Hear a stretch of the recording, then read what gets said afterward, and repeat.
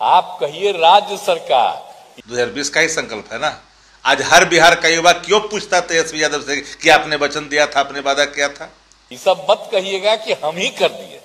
इस सवाल को 2020 में बिहार के उप मुख्यमंत्री जो भी हैं उन्होंने ही उठाया था।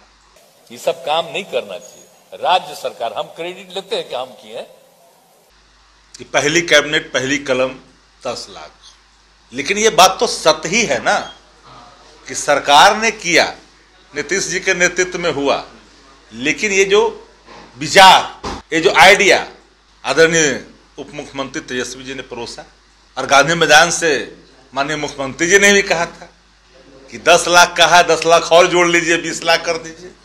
सोच तेजस्वी जी का युवा अगर सोच है, नीतीश जी के नेतृत्व में संकल्प पूरा हुआ है, तो तेजस्वी जी को दरकिनार आप कैसे कर सकते हैं। तो जितना पटिया है अपने तरफ से छपवा देता है कि हम ही कर दिए। आप बोलिए ना, हम तो राज्य सरकार का ना क्रेडिट लेते हैं जी, अपना व्यक्तिगत कोई क्रेडिट नहीं लेते। 2020 का ही संकल्प है ना। आज हर बिहार का युवा क्यों पूछता तेजस्वी यादव से कि आपने वचन दिया था, आपने वादा किया था। अगर किया गया, उप मुख्यमंत्री तेजस्वी जी उसमें शामिल हैं, तो खंड खंड करके क्यों देखी जा रही है चीजों को, नहीं देखनी चाहिए।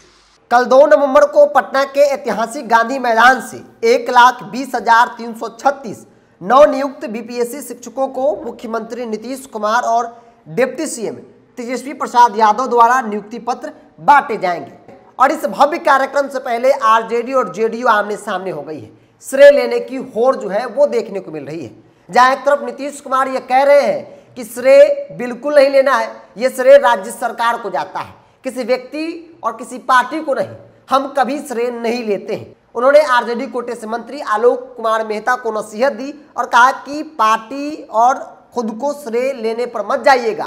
कोई भी काम राज्य सरकार करती है तो ऐसे में राज्य सरकार को ही श्रेय जाता है। अब इस बयान के बाद तुरंत आरजेडी की तरफ से बयान जारी किया गया, जिसमें यह कहा गया कि चाहे नेतृत्व कोई भी हो, लेकिन इसका श्रेय तेजस्वी यादव को ही जाता है। बड़ी बात यह है कि जो कार्यक्रम को लेकर गांधी मैदान में पोस्टर लगाए गए हैं, उसमें मुख्यमंत्री नीतीश कुमार की तस्वीर तो दिख रही है, लेकिन तेजस्वी यादव उस पोस्टर में आपको कहीं नजर नहीं आएंगे, जिसको लेकर पहले से ही बड़ा सवाल था। अब आरजेडी के बयानबाजी से स्पष्ट हो गया है कि आरजेडी पूरी तरीके से इस पूरे नियुक्ति पत्र कार्यक्रम का श्रेय लेना चाहती है। आरजेडी का कहना है कि 20 के विधानसभा चुनाव में रोजगार का मुद्दा किसने उठाया था?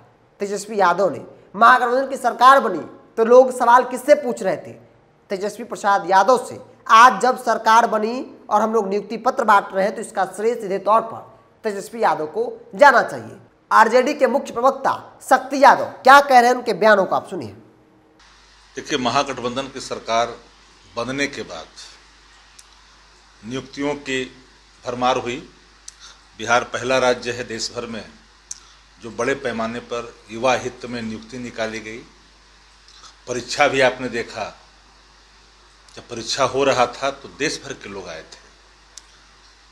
देश में बेरोजगारी एक आपदा, इस सवाल को 2020 में बिहार के उप मुख्यमंत्री जो भी हैं उन्होंने ही उठाया था कि पहली कैबिनेट पहली कलम 10 लाख। लेकिन ट्वीट में देखिएगा महागठबंधन में लिखा हुआ है, महागठबंधन को किनार नहीं किया गया है। लेकिन ये बात तो सत्य ही है ना कि सरकार ने किया, नीतीश जी के नेतृत्व में हुआ, लेकिन ये जो विचार, ये जो आइडिया